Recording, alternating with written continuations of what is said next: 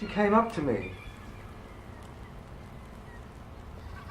What was she trying to tell me? And there we shall be together again. I saw her in the park. The lights twinkled, and I swear I could hear her voice. And the little girl appeared before my eyes. A mature woman. All were there in her eyes. I had counted the years, one by one, from her birthday that had been published once in her heyday. Her image is irrevocably engraved in my psyche as if a sketch had been drawn on a canvas of my mind, and her poetry described a light, a lyric, of every strand of hair, every curve of her face, her smile that I see before me since I set her free, and she returns this day, a painted picture, a portrait of Louise in the Louvre before me, a Mona Lisa reflecting,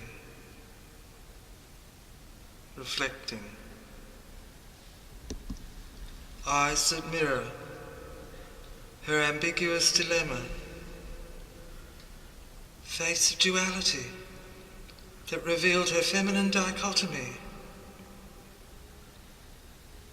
I looked into her eyes and saw the ghosts of Hermes and Aphrodite in the windows of open lives that revived film of love that drove the host of angels who lived in her soul and dealt the cards of destiny that took me to her. One by one, I picked up the clues that brought me to the Trinity, the kiss of the cup of Christ. That is you, united in the spirit of light. We two, in perpetuity, miles of swirling clarity.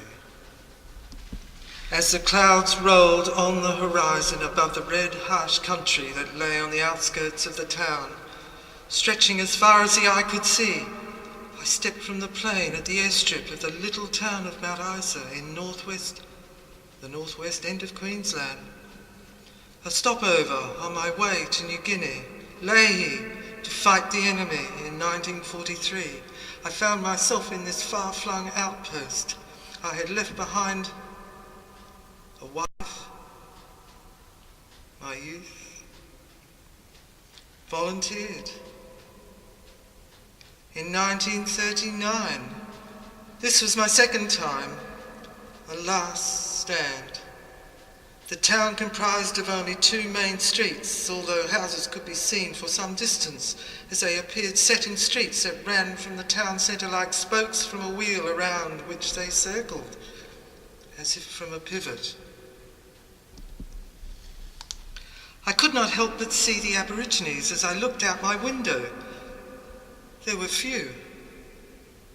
They gathered around the entrance of a certain bar that was called a snake pit, I remember, that appeared in a position that was diagonal from my window, and the building stood vertical, encased in 2 stories, with the entrance that I observed looking decrepit and ramshackle. There was no doubting the countenance of the Aboriginals, however. They looked cheerful, Their faces smiled, and they looked open and turned to the sun, the temple, the dreamtime of their gods. Although the moon had begun to shine through, and I could make out, sun, I could make out her in the horizon, her outline in blue skies, her form.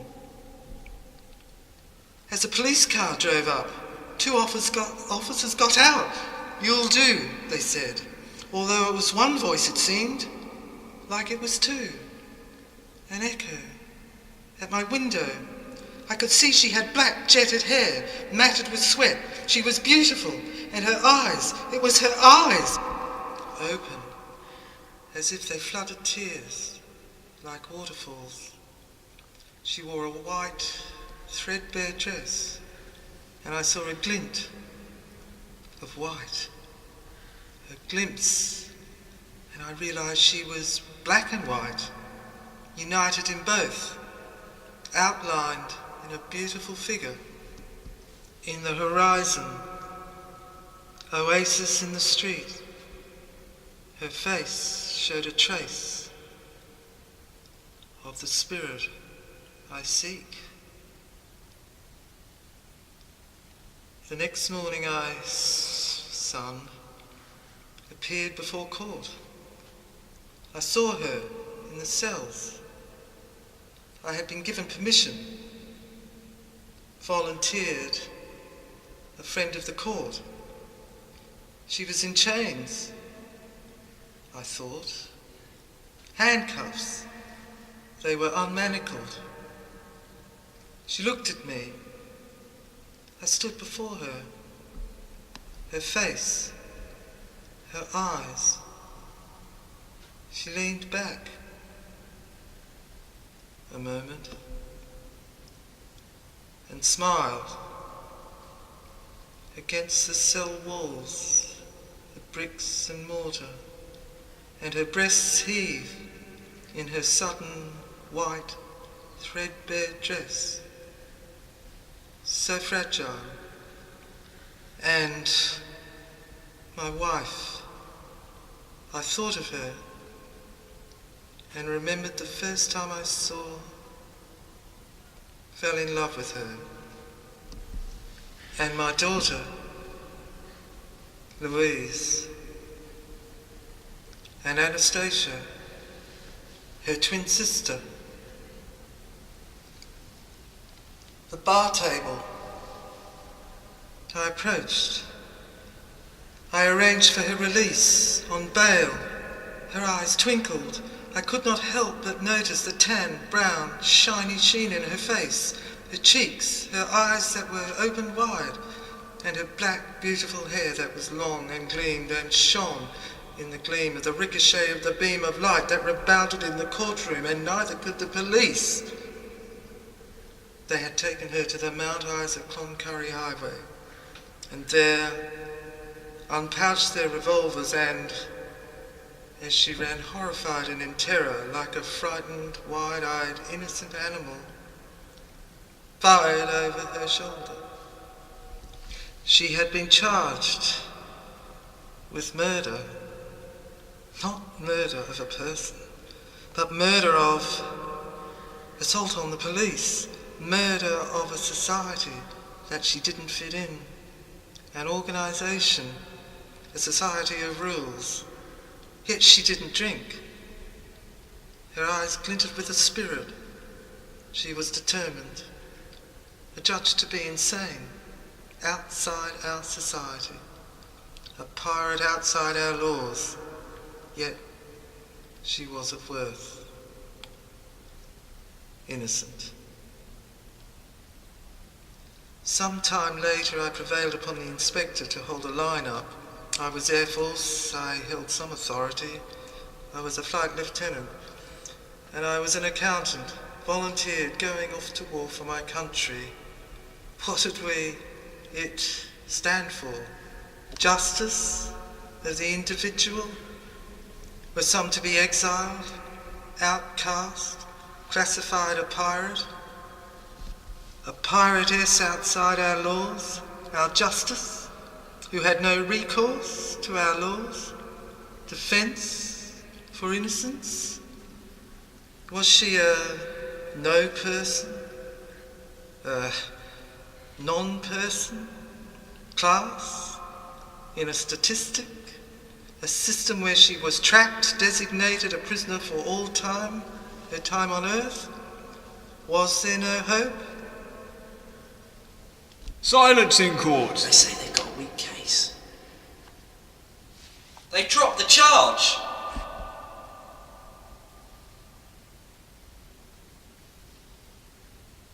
Helped Ramirez, traitor, $37,000 put into the firm. I had a suspicion. Only received $800 for accountancy fees.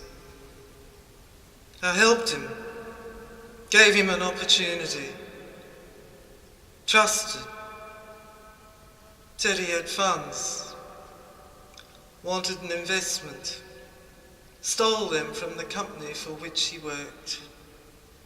I made him a partner. In my vision, to give people opportunity. We were to market fountain pens. You are charged with conspiracy.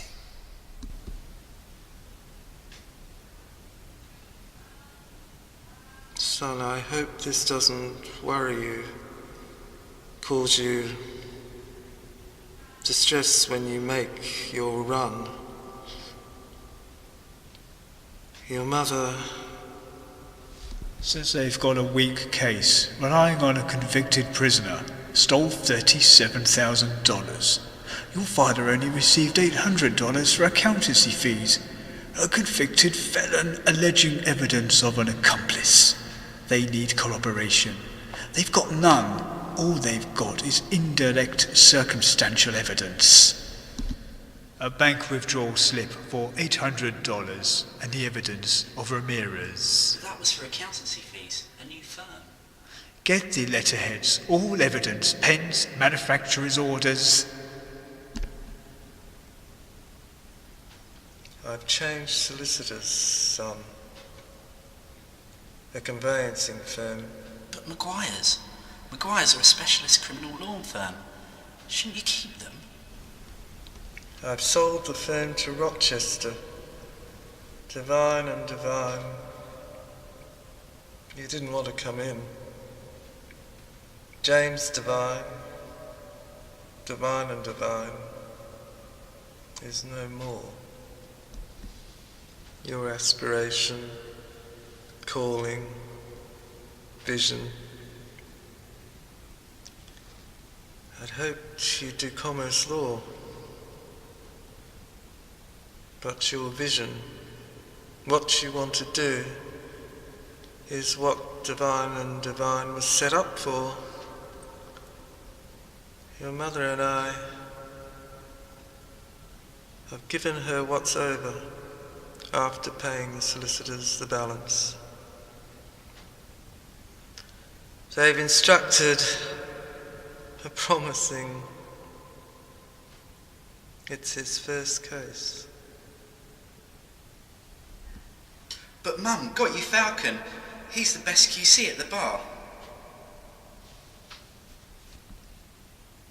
I can't afford them both. Silence in court. I don't think there is any basis for a dismissal of the charge for lack of evidence that supports or might support a prima facie case. Your Honour, there is only the uncorroborated evidence of a convicted prisoner who stole $37,000 and only changed his evidence after detectives had visited him in the prison and he suddenly found the previously unknown evidence against Mr. Divine to found this new charge of conspiracy and was released early consequently. But there's not even any evidence of this firm. Where are the letterheads? Your Honour, my solicitor, it seems my instructing solicitor has inadvertently omitted to bring them from his office to court.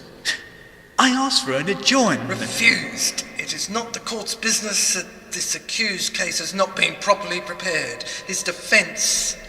The Crown has a weak case.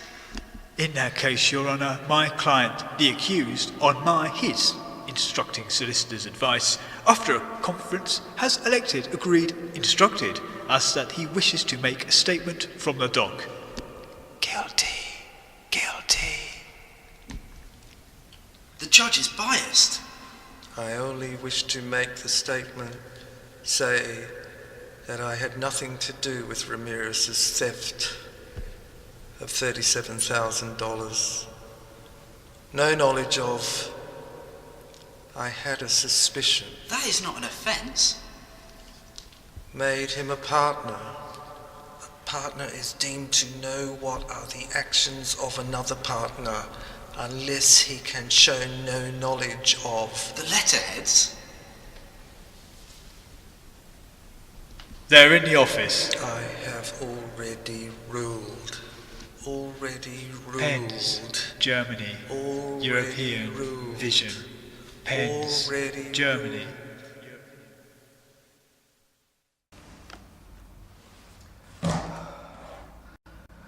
Drugs!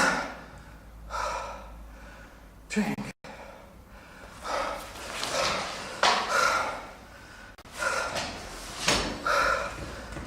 Substitutes. Sex.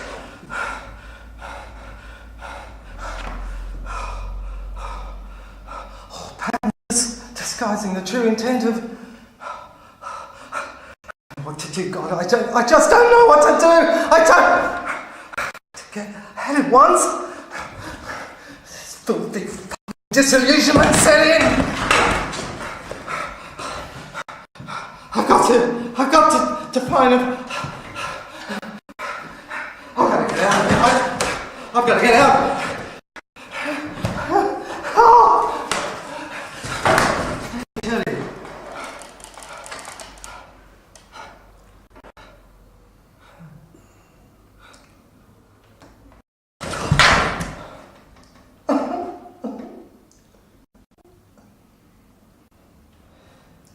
Let me tell you,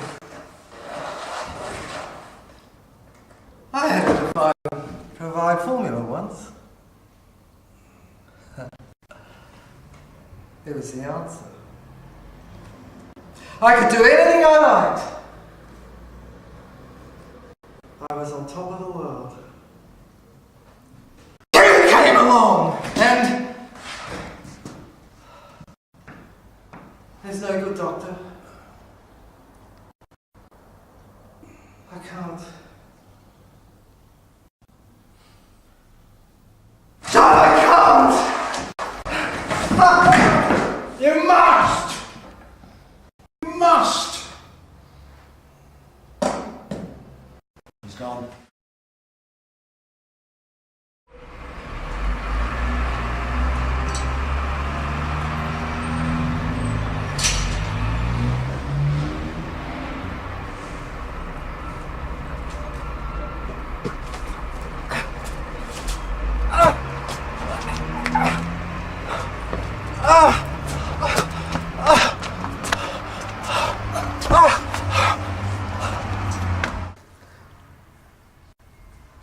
It has caused agony, to be sure, and nearly killed her. And she could have gone back, been delivered to you in heaven, and started all over again with a pure heart. But that's not the ritual way. She's come to earth to go through a challenge, a trial, by which she goes through an education, and her persona is deemed, and she finds herself self-power again. And that's why I've taken on the impurities of anhydric.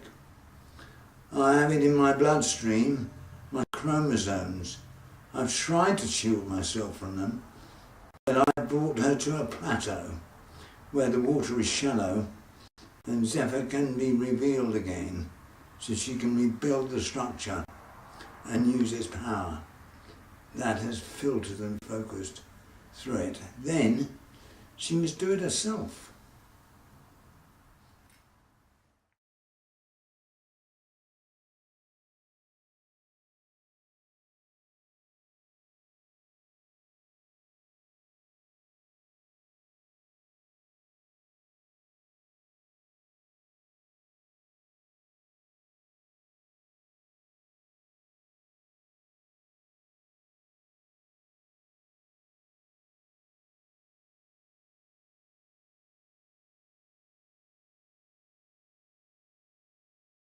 I used Antoinette as a model, Vera Miles.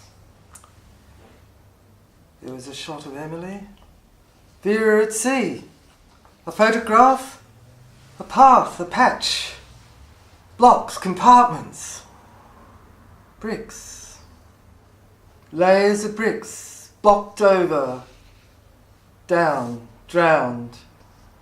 Ophelia, Claire of the chromatic tones whose bells pealed like a cathedral. As I developed the serum, guided, as if guided by an invisible hand, I knew, to the womb. Solar plexus incubating. Now I remember it well. Movements I could see, other movements directing. I tried to treat the painting. I brought to life Audrey when I was flying. It was, I remember, the photograph I found. It was this.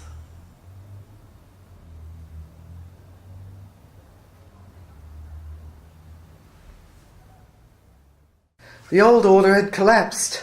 As I looked at the atmosphere, I could see the electrons knitting together so that each dotted infinite section became one and formed. It formed. At first an image, but then I began to see that the image was fragmented. I began to feel that it was she. There was somebody actually there. It was like a deep movement that I heard, like a symphony. Music, and a depth produced itself that was building a new order, and I could see it extend itself to the dimension of the world to which I had come. It was like a sea, S-E-E, a church, as if there was a church-like area inside of her. It stretched beyond, long past the stars and the moons that raced past now, and I turned the clock back that stood on the dial, back, so that there was no past, present or future. In fact, there was no dimension at all. It seemed as if there was no dimension known to man's concept. Gone. They were all gone. All these categories were gone. As concepts, they did not exist in this area into which I had entered, and I began to experience, to feel that which can only be described. Do you remember I told you my conflicted voice? It was crossed over, shattered, but now it began to unentangle, disentangle, unravel, and a sound drove itself across the area into which I had travelled. The sound belonged to a woman. Through these subterranean bricks, concrete, into which I had, well, you heard earlier I described, into which I had flown, built myself, and then I knew it was a subterranean type, in a temple, concreted in a pyramid-like zone which had blocked up myself, my inner spirit. The classification regime, that's what had done it. I could see myself passing. The pirate flew. Look! I saw it. There it was. The outline, you remember? The resurrection, the outline that I showed you in the paintings earlier. Forming in front of me. Like outer space pictures in southern France caves that have been found. Like astronauts. Martians!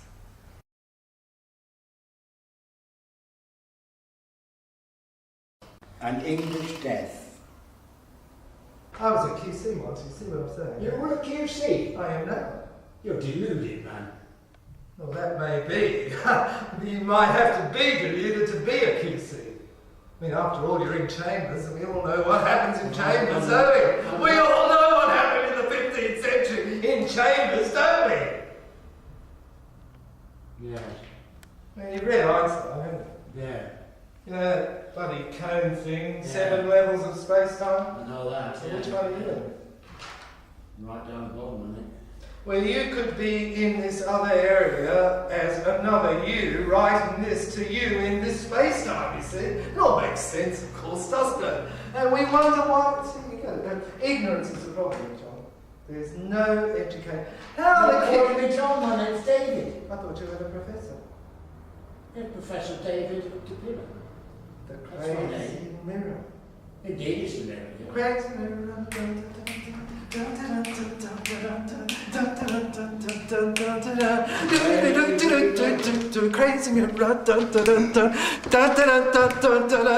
Crazy mirror.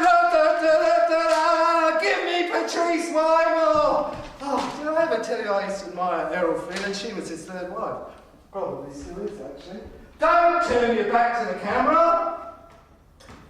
Okay, now look, let's just get back to where we were. Now, look, we're addressing the judge here, and this is an important case. On trial is Antoinette, right? She was framed.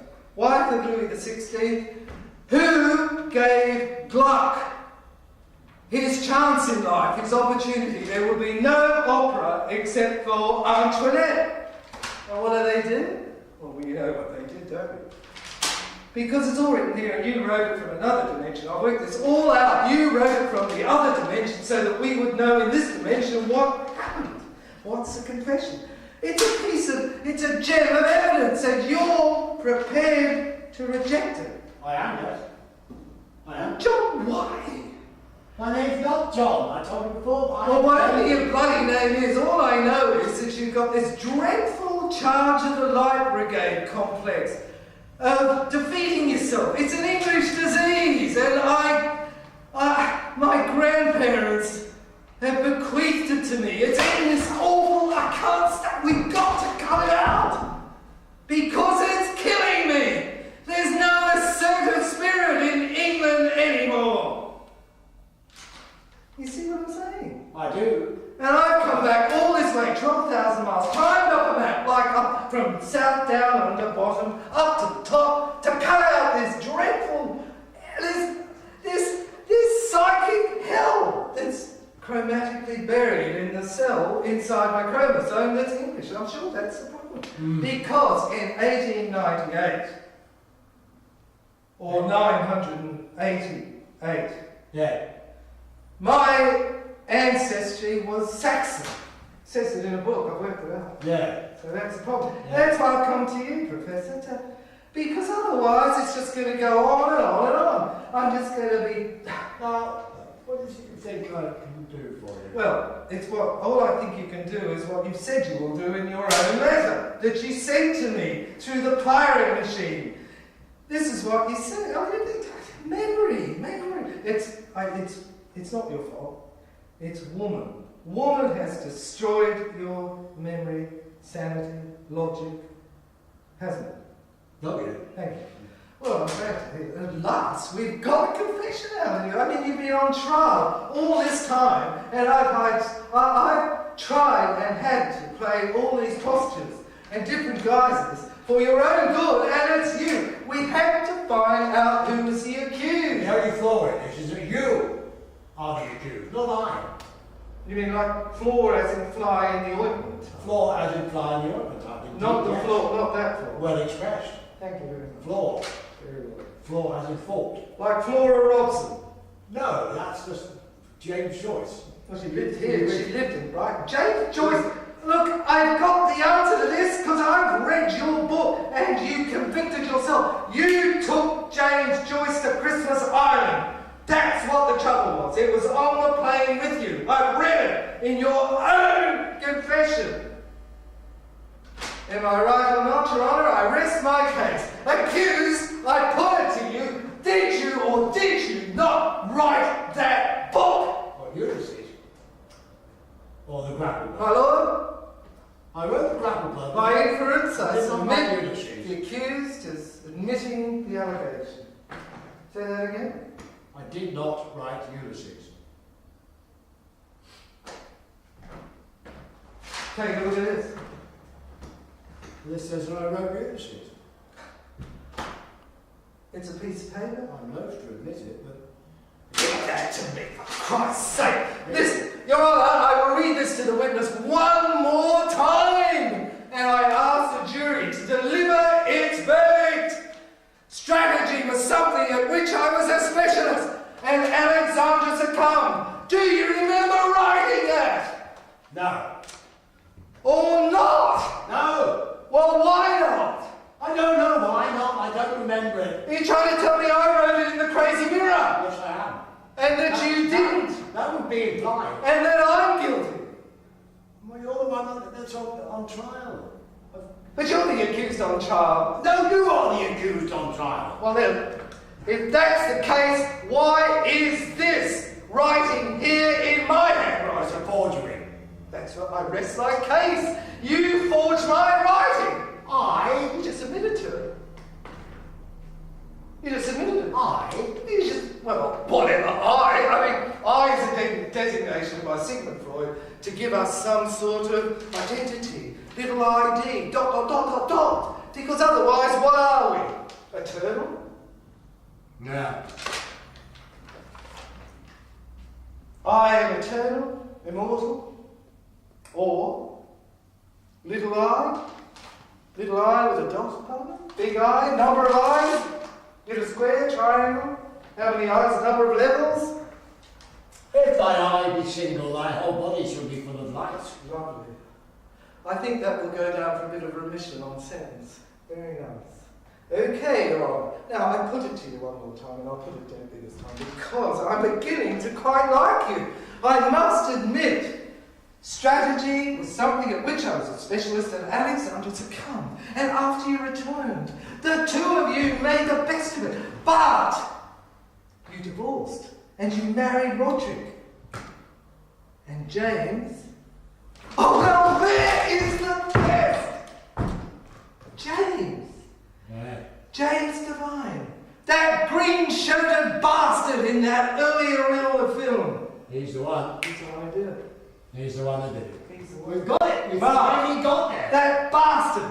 He's the one who did it. That bastard is the one who did it. I talk to you all the time in a way, subconsciously trying to project the thoughts to you, but He is the one. He's been setting us up. He has. It's nothing to do with us. We've been getting into all these difficulties. We've been victims. We've been framed. Exactly. We've been set up. That's exactly what's happened. And do you know who's been setting us up with him? Yes, her, isn't it? Yeah. She has. She has, yeah. But there's one more clue. And it's being provided by you. Do you mean that dog? Venom. Venom? Benji Venom Dog. Ben Ven. It's that blooming dog, isn't it, that's done all this? Think of what rhymes in sound, because sound is the key with Ben Ven. And we've got the mastermind, archetype, hatchet man, chief conspirator. Ven Ven? Ven Ven? Crazy man, Ven Ven, Ven Ven, Ven Ven, Ven Ven, Ven Ven,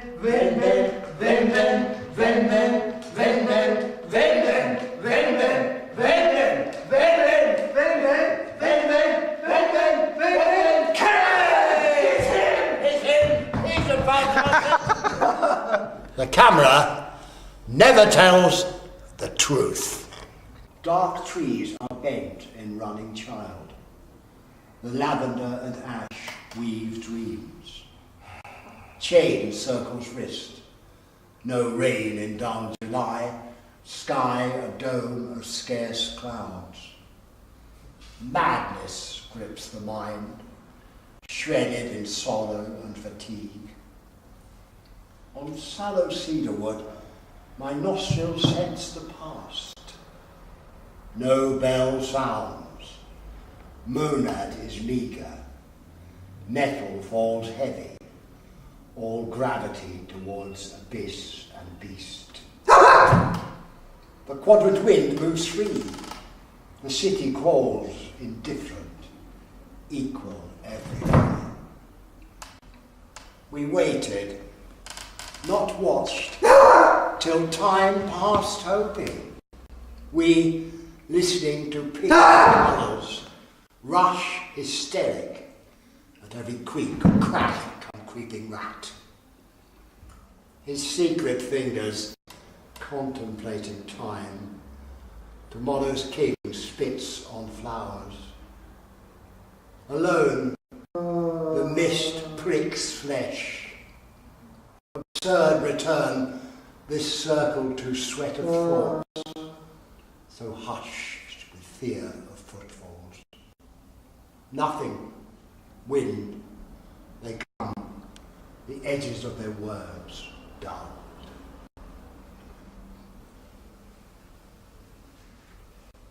Drugs! Drink.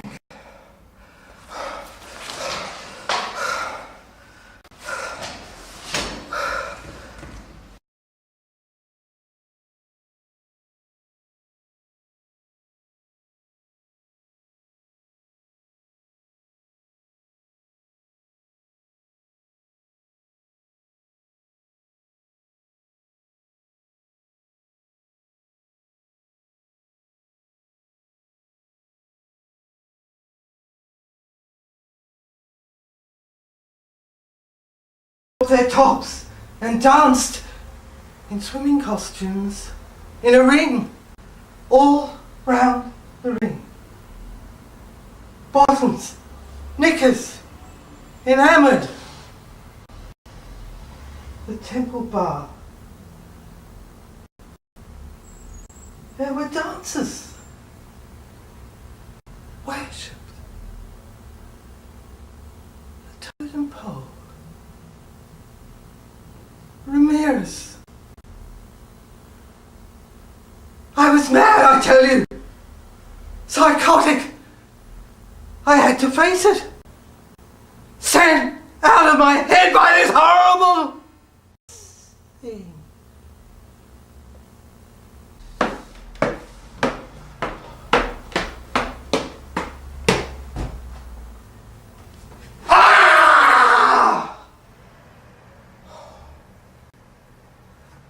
Letter.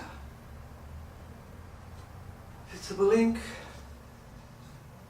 Nora. Transformer. Transformed. Electricity.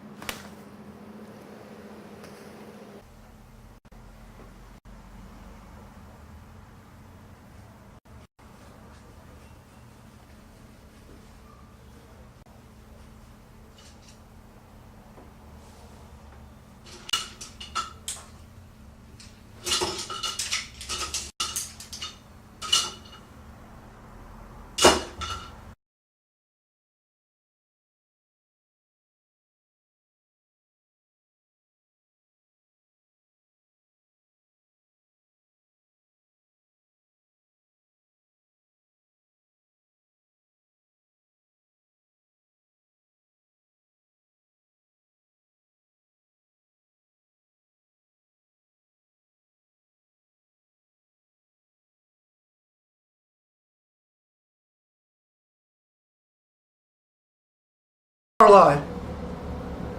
Do you remember the Lorelei? Madness. No! Laurie!